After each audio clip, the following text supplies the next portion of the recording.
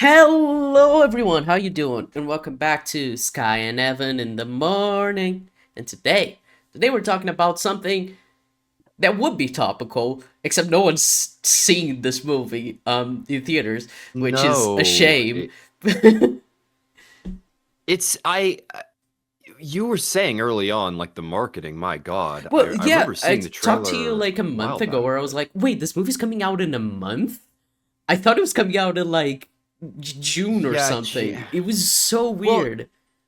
I think part of the reason why is the January release date. I'm not like. So, by the way, like the movie's 28 years later, the Bone Temple. So, Yeah. Sorry, so sorry. the, We're gonna the talk about 28 years later, and it's a sequel slash part two, The Bone Temple. yeah, so 28 years later came out last summer. That came out in June. And it was a big. So the trailer for 28 years later was so Masterpiece. Yeah. hype and so insane. Yeah, like that is one of the better trailers that's been released in the last 5 years. And it used like the Kipling poem Boots, and the sound design was so good, and it had such intrigue to it, and obviously like there was such a build up to 28 years later because people have been suggesting a sequel for a while. And the two is not that great. Like the first 28 We days ignore later is definitely 28 better than weeks. Yeah, two. 28 weeks is the black sheep of the family.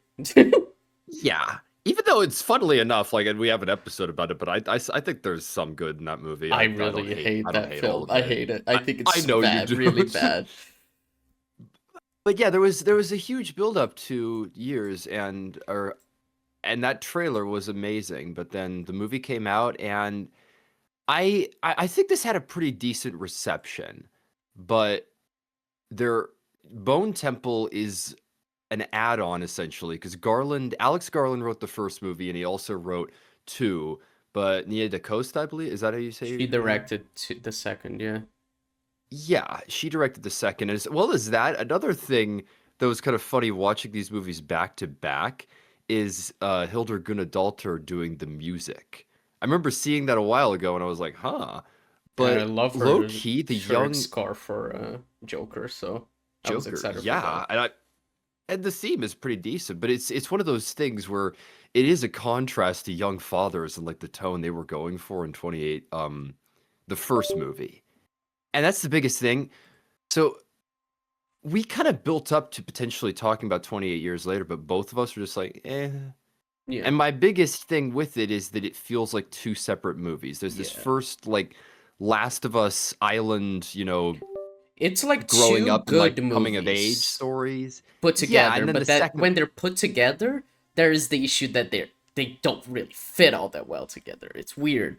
Um, yeah,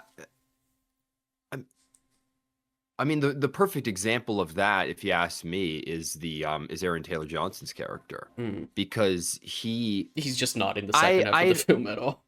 what I not to bet I'd heard that he was gonna be in Bone Temple, but no, Yeah, I I assumed at and the end that it which by the way, spoilers for Bone Temple. But I would assume that at the end of Bone Temple, Spike would have come back to the village or something, the village, yeah, and he didn't. how Which has that not happened after the makes second enough movie? sense to me, but it's probably gonna happen at the end of the third. But it is weird because you would expect Aaron Taylor Johnson to be part of the third one, which is like the big conclusion of the trilogy, right? Yeah, because I mean, he started things off, and he always I always I believe Alfie Williams is his name. I like that the kid, in large part, is the main character of at least the And first he's movie. He's definitely great. the main He's character of that. great. He's amazing. He's really good But in Aaron the Taylor Bone Temple Johnson, too, even though he has less screen time, or because yeah, definitely. Jimmy It's Crystal is a the bit more the main girl. character, and Eric Yeah, Kellerman, yeah, they definitely took on more of the main character role. yeah, It's weird how that works, unfortunately. But I both movies, if you ask me, they feel like separate movies. They feel like very scattershot ideas. And this is the thing. Maybe Alex Garland just needs a good co-writer. Maybe some of his ideas, especially like we haven't talked about Men. We haven't done like an episode about that, but you and I watched that we movie, watched and it together, yeah. guy guy's weird movies, weird executions. I like a lot of the weirdness, like the whole number of the beast sequence at the end of That was this movie, cinema. I like fucking love that so fucking I much. the trailer like just gave you little hints of that, but holy shit, that entire And Ray scene Fiennes is just was hamming it up. amazing. It is so Yeah, good. I it's the funniest thing. I remember there were promo images of that, and I remember seeing comments of like, "Is that Ray Fiennes?" I'm like, "No, it's one of the Jimmies with like the wig off." I'm like, "Is it?" And I'm like, it was a little hard to tell, but like it's him, and holy shit, does he go all out? I I love that about Alex Garland, that he is willing to do outlandish shit that other people like might find a little cartoonish, but how the ideas flow together. Like Bone Temple, part of it is like man and beast with like Kellner and Samson. And then you also have like Death Cult like going around, and then kind of like a third faction with the girl that escapes and is still out there. And Mm. it just I the ideas feel, because if you ask me, it feels pretty blatant that this is very Last of Us inspired. You know, Yeah, but like 28 Days it's Later just inspired The Last of Us, so it kind of comes all the it's way what's around. it is what's ironic actually, but like so exactly say what you will about that, but the bow and all that, and like the just how the infection works, and how like the notion of like the it not being zombies, because Jimmy uses the word zombies in the Bone Temple, but like he uses like infection as an idea, and there seems to be something going on with Samson, though maybe that's just alphas. Like that was something that felt very Last of Us, is how they have like different types. There's like the bloater types. I don't think they're in the Bone Temple at all, but like the ones that are all like they crawl around and are all like fat and Oh yeah, there's the decaying. slow lows And and then the other ones. I forgot the name. I only remember the slow lows yeah, because I thought that was a funny name. And obviously the yeah, that alphas. Yeah. but the way The Last of Us also has like the similar thing going on with the Jimmies and all that, with like factions. Not to mention there's a death cult in The Last of Us Part Two, but I I have similar problems with The Last of Us Part Two storytelling, where the stories don't necessarily mesh together well. They don't. There's interesting factions, there's interesting stories and ideas going on, but they don't make one coherent story. The first Last of Us works because it's focused on Joel and Ellie. And I thought that's what they were going to do in the original 28 Years Later, but they didn't really do that. Instead, they I had the did. first half of Yeah. it, like I said, coming of age, and then the cancer thing. It's It's like, it's weird because it's and like the it, the first half of 28 Years Later, you almost like either you make that its own film or you make that much shorter.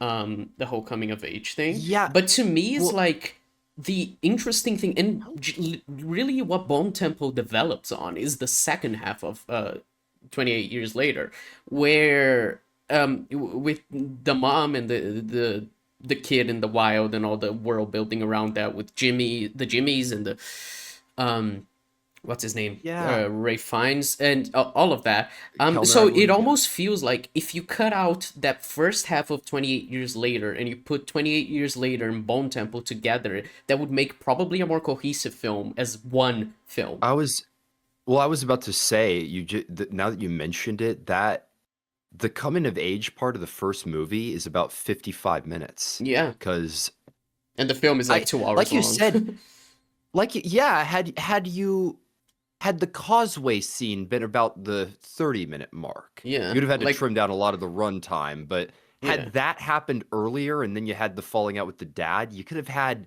maybe more of him spring. Because that's my thing, is that they never cut back to him in the first movie, Yeah. not once.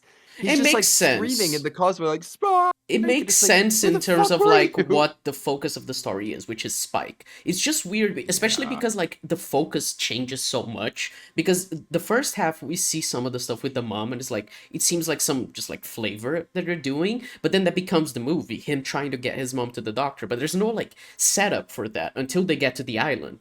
But that setup is like at like 40 minutes into the film, where it's like, no, this isn't the first act anymore. You're setting things up for the plot to start. It feels really weird structurally.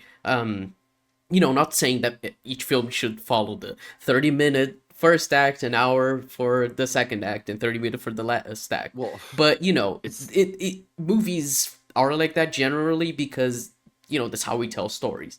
And it what's the feels whole more thing of like natural. cliches and like tropes exist for a Yeah, reason because they work. Like, they're yeah. And that's the whole thing with rewrites and any type of suggestions like this. You have no idea, but I'm just like it is a long time before we get to the main, because that is the main point of the original 28 Years Later, is getting to the doctor. That's yeah, the whole, like, if we're comparing this to The Last of Us, that's like the macro video game level. Like we need to get to that hillside where there's like bones off there and there's all these obstacles in the train. It all builds to that. But yeah. the fact that they split this into two movies, and apparently now we're getting a third, I just don't know where they're like. This is going to be a whole trilogy, and I'm Mm. like, But I do and think this now is it is is kind of better. flopping as well. I think watching Bone Temple, I am more confident that the story is going somewhere because Bone Temple to me felt way more focused, I think, than 28 Years Later. It didn't have like the two star. It was like, no, this is the story of Jimmy Crystal. Which is also the whole other thing where like the opening scene of 28 Years Later isn't paid Yeah, off until connected. Bone Temple, which is another No, which is another one thing what I said. If you cut out that first hour of 28 Years Later and you made wouldn't these it two have? movies into one film, that would feel like a cohesive one film where it starts with the Jimmy Well, scene with the dad in the fucking church and it ends with, the same thing. Father, why have you forsaken me? But it's just I, odd. j- I just thought, now that you said that, they filmed these back to back. I just realized this is something I was thinking. The opening scene is incredibly like inextraordinary. Like they're nothing. It's so boring. It's just like 28 years later, and then like waits for the Bone Temple. And it's like we're just in a water park, like bullying, and then stabbed in the fucking feet. That was kind of embarrassing. I found it kind of unintentionally funny. And then the guy just dies and they just leave and then that's it. Wouldn't it have been better to open with the opening of the first 28 Years Later? Mm, This whole scene, the church, show him as a kid, then you connect that to that, like why everyone has the wigs. yeah. Because in that, like now, the first movie feels more like homework. But it had nothing to do. You could have cut the opening of the first movie out and nothing would have changed. It, Yeah. it probably would have been Well, stronger than yeah. just Well, it's open the whole thing of like, on because the it's the village. way, like, it's because, you know, 28, uh, 28 days later starts with the whole scene with the monkeys, which is, pretty standalone, even though it sets up the plot. 28 Weeks has that whole scene that is directed by Danny Boyle, but that isn't, like, really connected to the rest of the film. And it just feels like, whoa, let's have a fun, like, romp scene. Like, whoa, this is really cool action B movie horror. And then 28 weeks later, the title drops. And then they're like, okay, let's redo that kind of thing, like the whole like cold open type of thing. Which is Yeah, fine. I think like it works well. Like the in terms of like tonally for 28 years later, but it doesn't fit narratively because of it's these movies are so disconnected far from the from each other. Like I know they were released fairly close together, and maybe like when they come out, when Bone Temple comes out yeah, to digital, like people are gonna watch them back to back, and it's gonna be like this whole thing where it feels like one cohesive thing. kind of like Lord of the Rings where Yeah, but that's the thing, is Lord of the Rings, even though it is one story and they do just kind of stop and then you're like, well, pick up on the next one. There still is something big that happens at like, and it does happen in the first movie, I would say, but it feels more random, like what's happening. Like, what's the through line between these two movies that's building to a third? Because now yeah. we're reintroducing characters from the original 28 Days Well, Later, the and it's thing like, I was thinking, yeah, we'll get to that. But the thing I was thinking of mostly was how like, because the first film I think is about how it's hard to say what it is about because an hour of the movie is just not what the plot is about. But you know, the whole second half I with would him and say the like mom is the whole grief is thing. like a Well, probably I was thinking more of like grief is a good way. I mean, horror is always about grief in one way or another. yeah, It's true. just the nature of horror, yeah. But I'm thinking more in terms of like, you know, taking his mom and the way his mom like losing herself because of the cancer in her brain, that she almost feels like one of the zombies, that she's never herself, but she, you know, there's glimpses of herself, which is the same thing that happens with Samson in the second film, you know, in Bone Temple, where it's just like there's glimpses where he remembers being a human, but not quite. And it's like there's the whole thing, and like, there's moments of lucidity, and there's moments where she's not. I think it is about like finding humanity even in these like extremely inhumane times, which I find interesting. And that is carried on in the second film Yeah. with Dr. Kelson and Samson, which is contrasted in the second film by Jimmy doing the opposite because he saw like humanity being stripped away so much in front of him that he thinks that he needs to do awful things because it's the only way to justify something as awful as the entire country being like destroyed by zombies, you know, which I think that's a really Yeah. interesting thing My to do. I do, we'll see how it connects to the you know, Cillian Murphy's character now, but I don't know, I like regarding that. regarding Bone Temple, I think one of my problems with that is that they do essentially make Jimmy the epitome of evil. Like I don't feel because there's supposed to be like two sides of the same coin, right? Like Dr. Kelder and him, but I'm like it Kelson, literally ends with them being crucified, and yeah, I it's, just I love that. God, I mean Father, why it's have meant you to be forsaken me?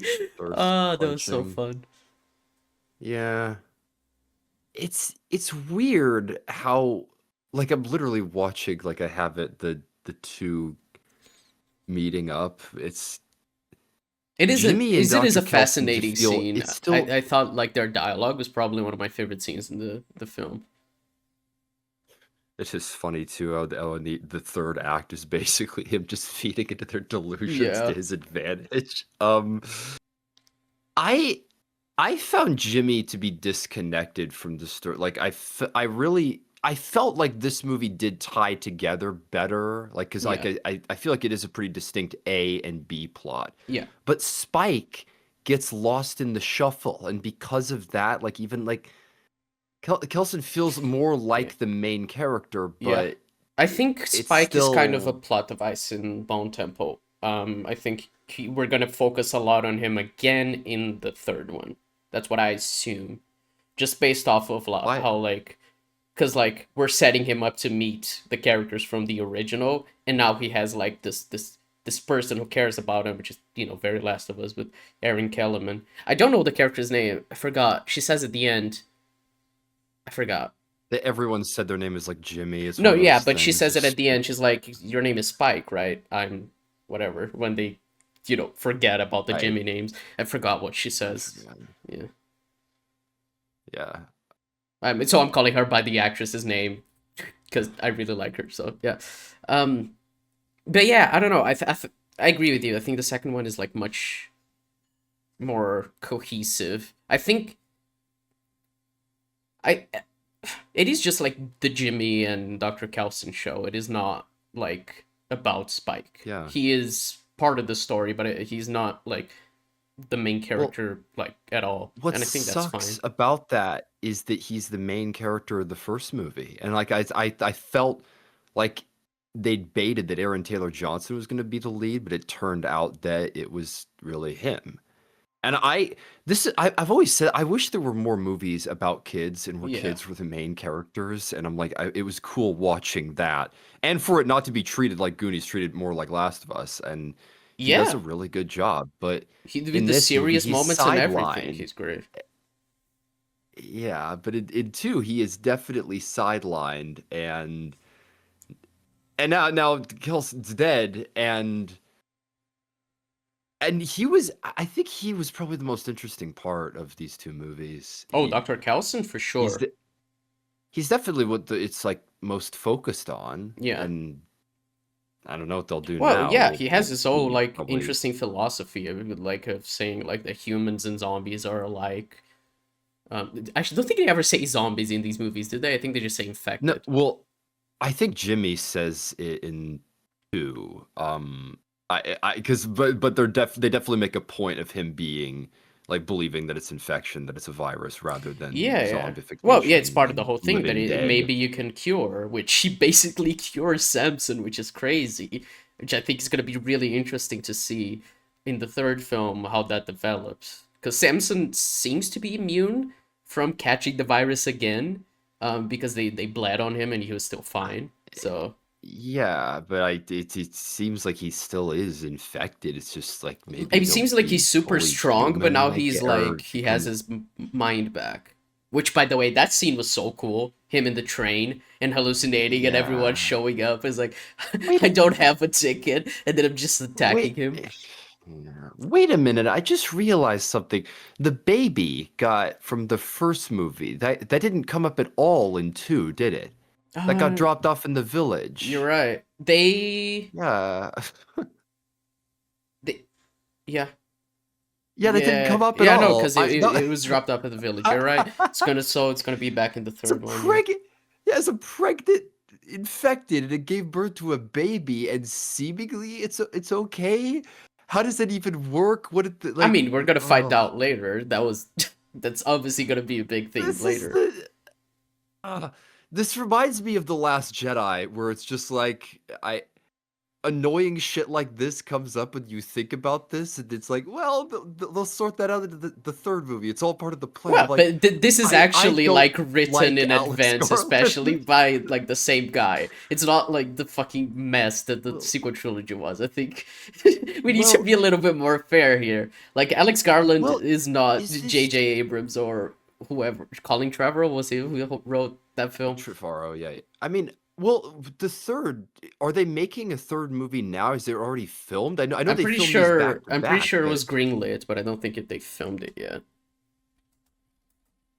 I mean, shit, it might not even get made now if this isn't doing well at the box office.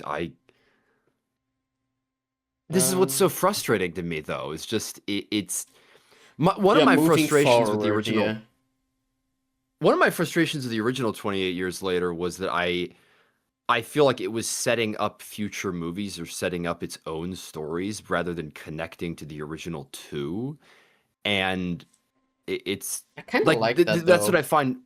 I I mean, mean, I completely understand the wanting to, see how the characters were who we saw 20 years ago who are now. But well, I kind of like when we're like, this is the same setting, but we're exploring different things with it.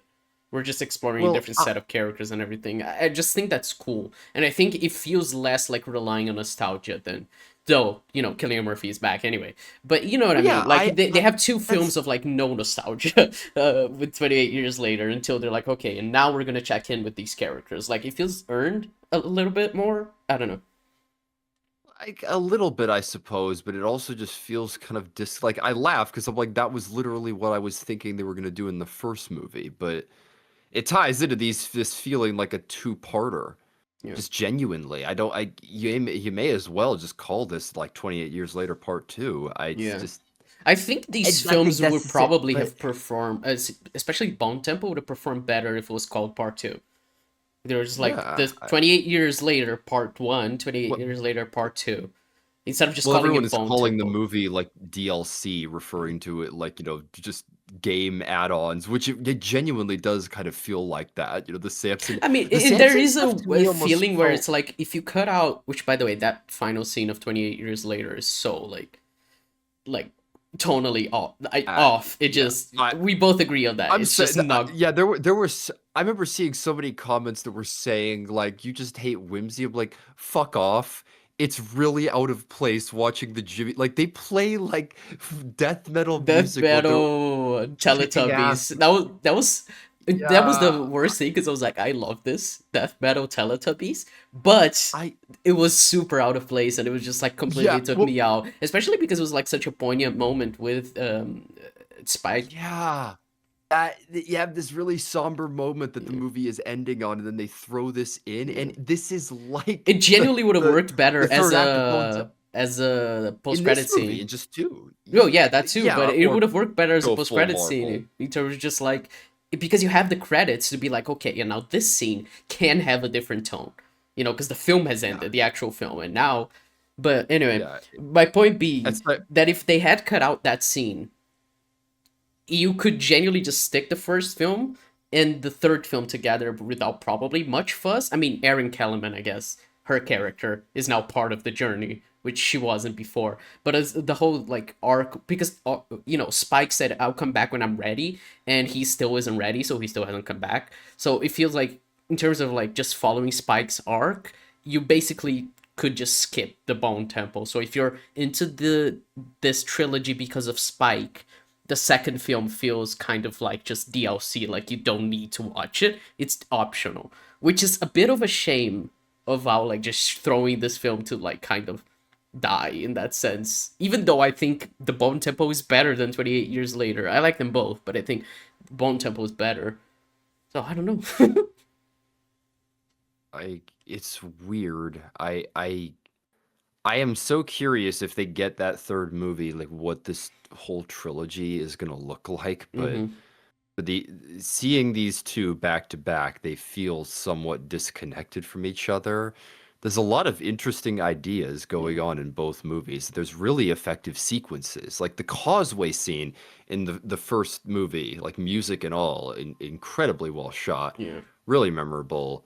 Like Oh, it's the full also really screen. worth because we can't talk about the cinematography in the second one due to reasons. Um, I really, really wanted to support this film financially, but the showing times in Brazil here in my city were awful because nobody's seeing them, so they canceled every showing. So it was only showing like at 2 p.m., and I needed to buy the tickets like 3 days in advance, otherwise the showing would be canceled. And I just could not make time because, I have a life. So I just could not watch it in theaters. You can Yeah, conclude but that however you want. So, which is, not a great it's a sign in terms of shame like though, how the because marketing killed this film. yeah, but there are sequences that are theater worthy, Yeah. especially the entire Number of the Beast Yeah. sequence like that. I remember But seeing that in the first trailer that they teased, and I'm like, this looks fucking hype. We're it getting a looks full out beautiful like as fuck, yeah. fire ring. Yeah. Like there are elements in the third act of this movie that remind me of a screenplay that I'm writing, where like just so few movies go full fire ring while playing like Iron Iron Maiden, Maiden, and yeah. I fucking love that this movie goes there because it's just Yeah. amazing to see. But my thing But was that 28 years later, it's, a Danny Boyle film. So, it was always going to be interesting. But I really love what he does by which is something that 28 Weeks really frustrated me, which was that it looked fairly standard. But 28 Days Later and 28 Years Later, they both look like B movies in the sense of like not yeah, just being shot on bad cameras, because I mean 28 Years was shot on a bunch of iPhones, and 28 Days was shot on a camcorder, a very shitty one. But they still had like really good shot composition and really good lighting, but the cool thing is like how they make especially like the special effects of the zombies be like their heads exploding and everything, like that feels so B movie in the best way possible, of just like super going for the gore and making it like these huge explosions that aren't entirely realistic but nobody cares because it's fun as hell, and the shots not really being like having any real depth of field or not being focused properly, because it's like you're not trying to make it look cinematic, you're trying to make it look cheap, which I think is just a really cool decision in terms of just like it gives a certain feel to the film, and it's interesting that they wanted to feel like a B movie, and it does, and it's like a really really well made B movie. It's like a mainstream B movie, which I know makes absolutely no sense with like what the point of B movies are, but you get what I mean. There's you know, and I really love that. I love how the way the 28 Years Later did that. I really do. yeah. Years like I like the iPhone composition. There is something about it that does look because like I laugh because back in the day that was the video cameras that you hmm had. You had camcorders. You had like just a full out tape, and obviously the quality was not there at all, and it looked nothing like how films are shot. Like we still like you still made films back in the day when you were a kid to try to like do the best you could, but there is some sense of authenticity to the way that Years is shot on iPhones because everyone has iPhones. They're the modern day equivalent of camcorders, and you could look at the 28 years later and say that it just looks like any other film, but I'm like, not quite. No, There I is something really think about it so. that's a little bit grainy and held back, and it leans into that. Yeah. So, and yeah, I like I said, we cannot comment on too much of the cinematography, but I do feel like from what I was seeing at the Bone Temple, it is a bit, I don't know, we've gone into just full cinematic, just looking like a movie Oh yeah, it did feel territory. like it was just like Yeah. looking normal, E- which is Even fine, but just yeah. the even just some of the editing choices, like just come down to Danny Boyle directing the first movie. Like Yeah. you can tell like a different director took over. Not Yeah. one incompetent, but just With a different idea. it- But Danny Boyle has yeah, and different. he had a very clear idea of like we want to make this feel cheap, which is a hilarious way to like make a film. We wanted to make it feel bad, but like the editing being like super choppy and fast paced and being kind of like disorienting and the whole like oversaturated colors, which at points even with the music, the in 28 years later, it feels like Utopia in some ways. I'm like this just and you know you talked about that with Utopia, the way the colors looked and everything, how that show looked cheap, but it was part of the fun of like it feeling like Yeah. artificial, but just like yeah, it's low Well, budget and they're doing it, which is funny because these well, movies cost like 60 million each. But yeah, one of my favorite parts of the original 28 Years Later is the use of the color green.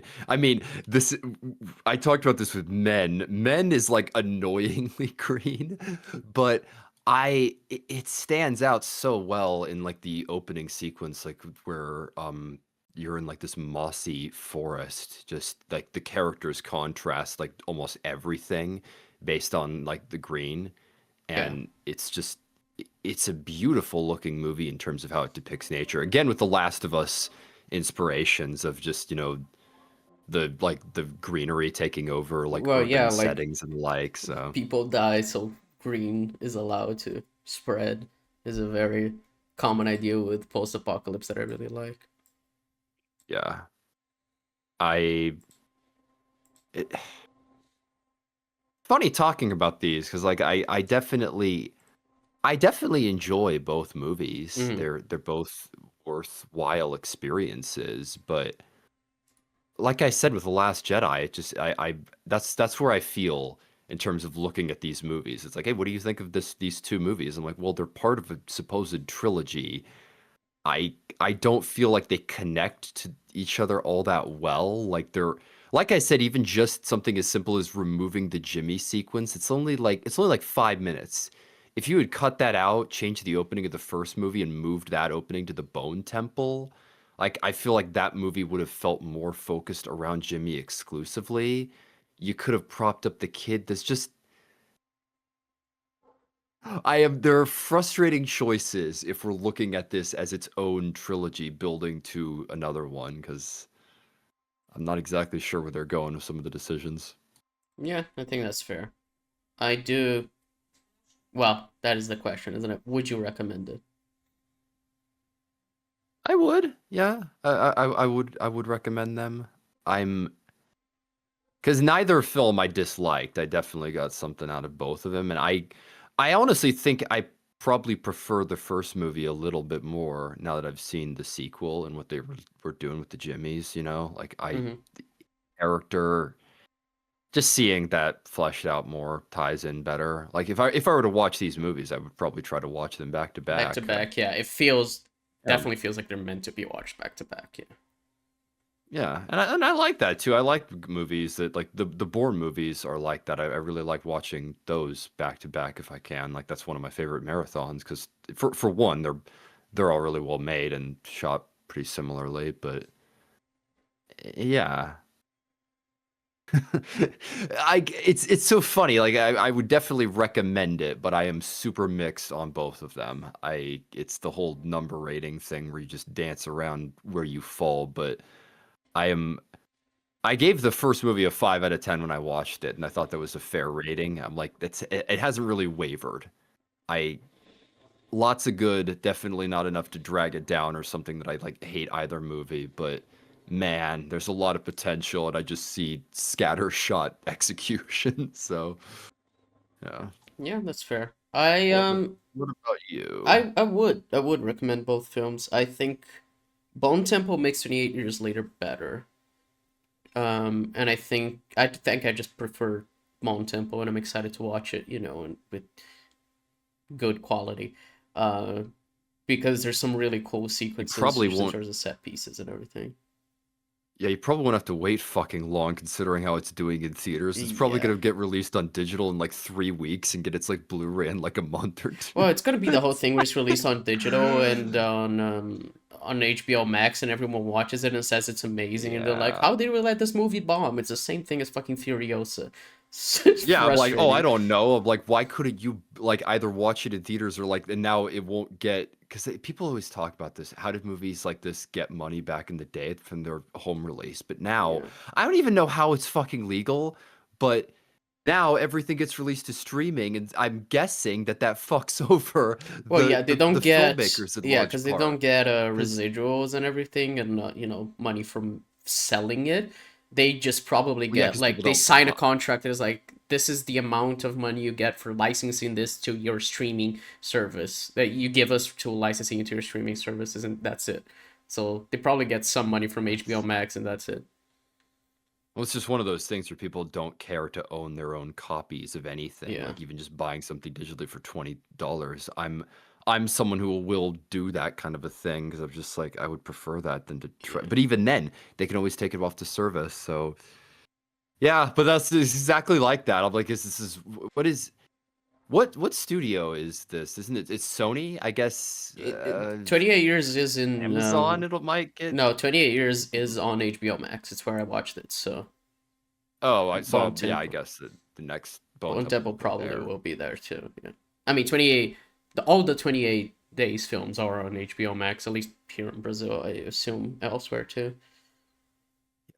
I'll end it on that note. I will recommend this movie purely by virtue of like the budget of these two movies and what films like this deserve to be successful. They Hmm. really do. They trade in really interesting ideas. They show that you don't need a ton of money. It is like an unoriginal IP. This is technically connected to the original 28 Days Later, but they are doing their own things. This feels like a fresh story, Yeah. and there's a lot of good. I wish there were more movies like this, but if these movies keep failing and if we can't get a box office above like $80 million, then I'm like, they're not going to give $80 million to people with really interesting ideas. So, I can sense your yeah. selfishness of like, I want to make something for $80 million.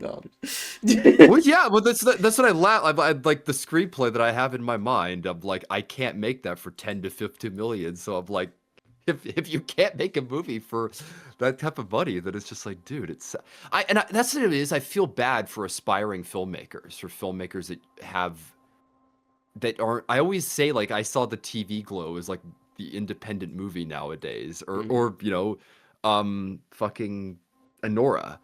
It has to be $10 million and it has to be this little independent packaged theme, and which works well for Oscar seat. It's like, dude, the the number of the beast, man. That shit is what I want more of. I want more of like filmmakers going firing Well, and Iron Maiden but I'm like that doesn't get you an Oscar nomination, but it is kick ass. yeah. And The I Furiosa is the same. Yeah. Like you were saying. Furiosa was so good. I can't believe that film bombed, man. It's fucking I, yeah, just again marketing and streaming, and I really feel because Fury Road was made back in that day. That had amazing hype when it came out. yeah. Everyone was recommending that in Well, but that's theaters, the thing. but Everyone said Furiosa was awesome. Then people just didn't watch it. It was so weird. yeah, I watched it in theaters with my I parents on IMAX. It was awesome.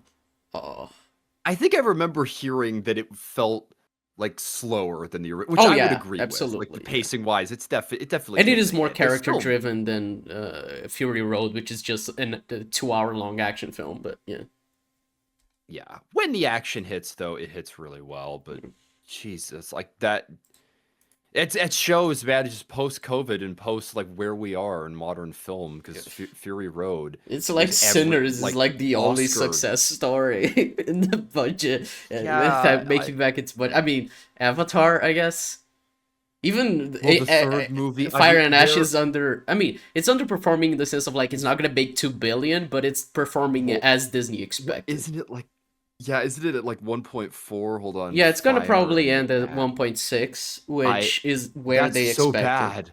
It's where they That expected, and 4 and 5 are already greenlit. So what 1.37? Yeah, and its budget was four was hundred 400 something. million Yeah, dollars. yeah.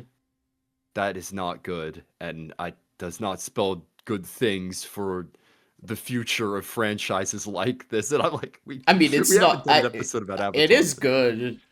I mean, yeah, we could, but making one point James, four billion um in a month for the third installment of a franchise, I think that's pretty solid. well, I mean It was the never gonna second movie perform as did. well as the I second film because the second film had 13 years of hype.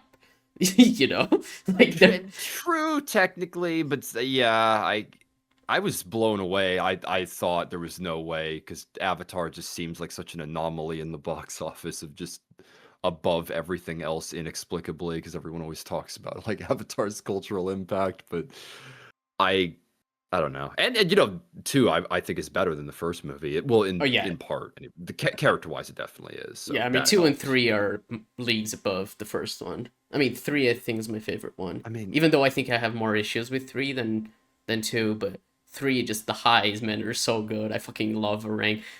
Let's not turn this into an Avatar episode, but I like the Avatar films.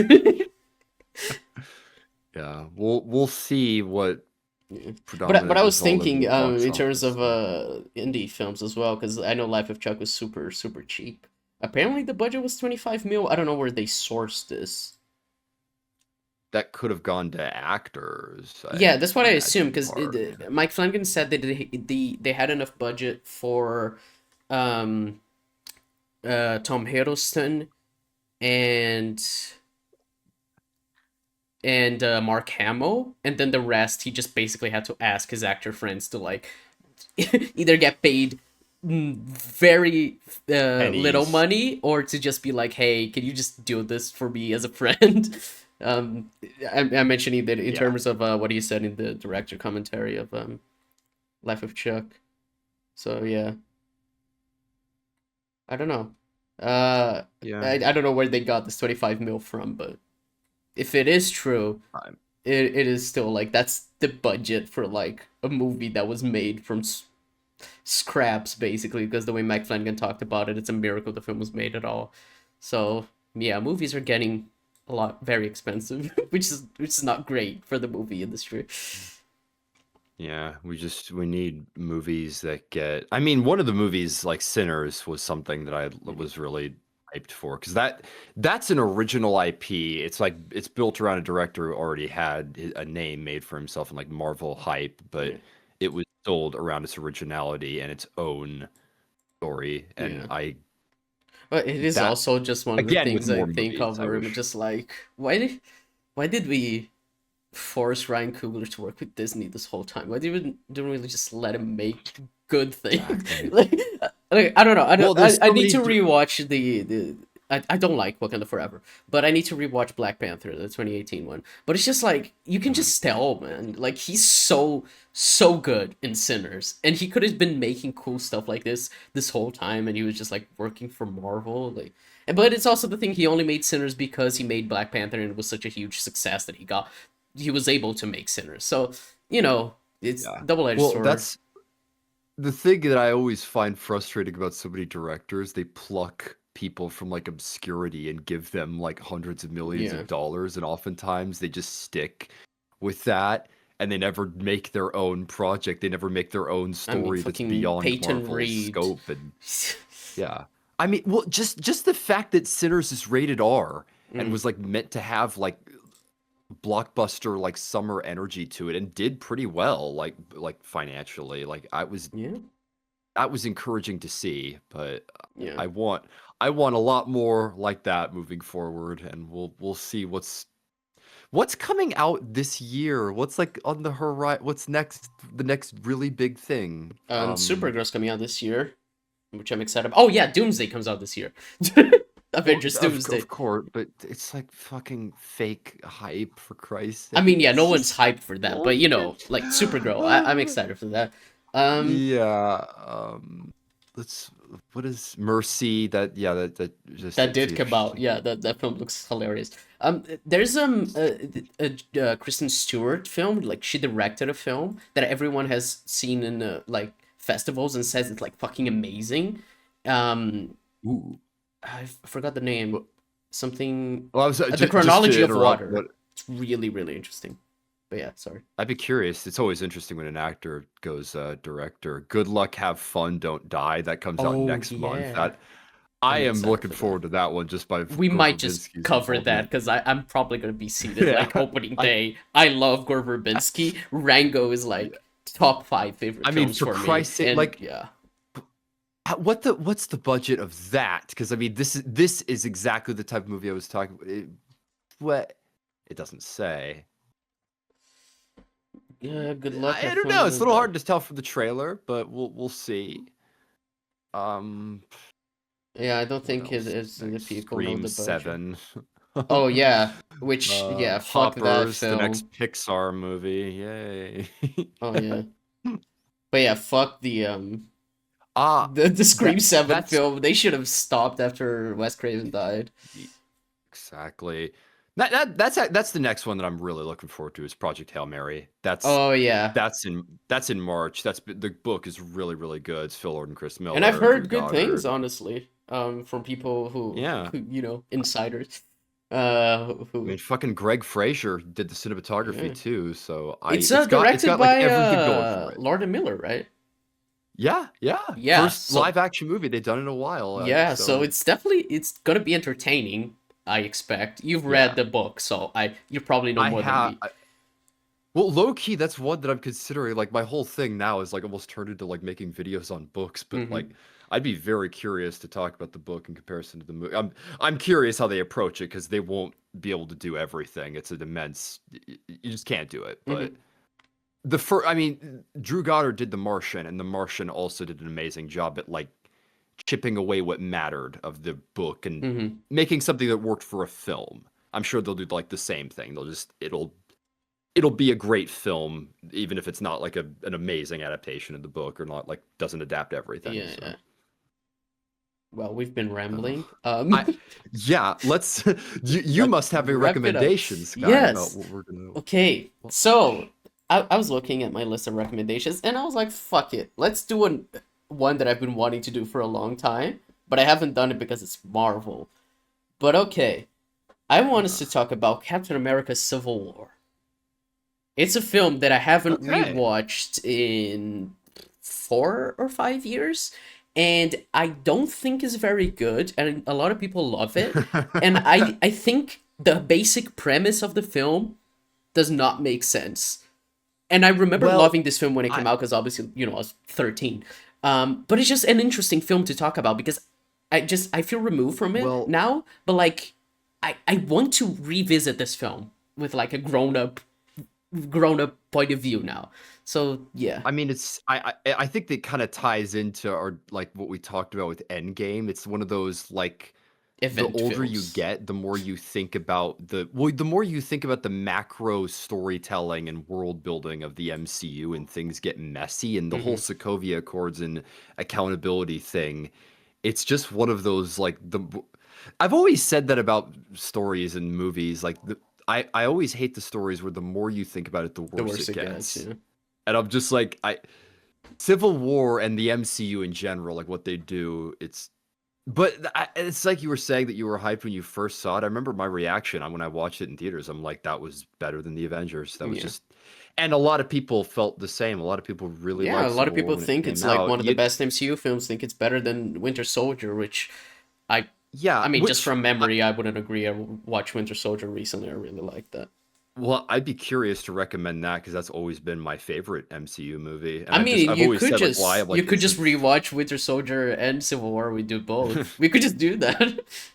next Yeah, I mean, week. yeah, talk about the latter two. I mean, I know them both pretty well. I've Yeah, rewatched them a ton.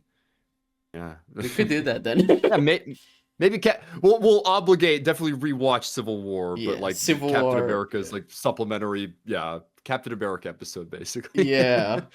Poor First Avenger. Okay, It's a I pretty good movie and it's always neglected. it's true. I do like it a lot. It's just yeah. It's the I least don't know. interesting of the films by Well, far. yeah, I've always said about Winter Soldier, just it had such a great what they Premise. do Yeah. with Steve as a character is so amazing, and just the whole premise of like what the what like Project Insight is Yeah. brilliant, and the Hydra thing, especially with Agents of Shield, it's like oh my Oh, god, yes. Oh, fucking brilliant. yeah. All right. Well, Okay, yeah. Captain America, let's do Yeah, it. I try to avoid Marvel just because I think like our podcast is above it, but we're not above it. We're just talking about movies. Like That's true. we talked about Yeah, Madam Web, it's fine. I can talk about a Marvel movie that I think is interesting. yeah, I think for the most we really are just recommending what we're curious about or what Yeah, we like, but we do fall in the independent or like kind of out there movies yeah, oftentimes. But it's like nothing wrong with just going full out MCU talking about like yeah. I mean, we're not there's a gonna be reason like why these movies Nerd are Crew popular. talking about like the Marvel new Marvel film that just came out. Like our podcast isn't that, but it is interesting to talk about Marvel because I mean, for us especially, it was like such a Well, huge thing. It's like our formative years as film critics. So well, yeah, well, and especially retrospectively, because like you were saying about Endgame, like I feel like just just in general, I think people are kind of rolling their eyes at the marketing rather than like, yeah, oh my god, it's like what are we doing there? But it's like these movies had like everyone remembers when Marvel was at its peak and yeah. these movies were I mean, built up to. the There was end, only the like one or first two a Endgame year, trailer was and an event. I remember when that trailer yeah. came out. I remember what class I was in. Like I was waiting for my Well, teacher to arrive to the classroom, and I watched that on my phone. I remember watching it.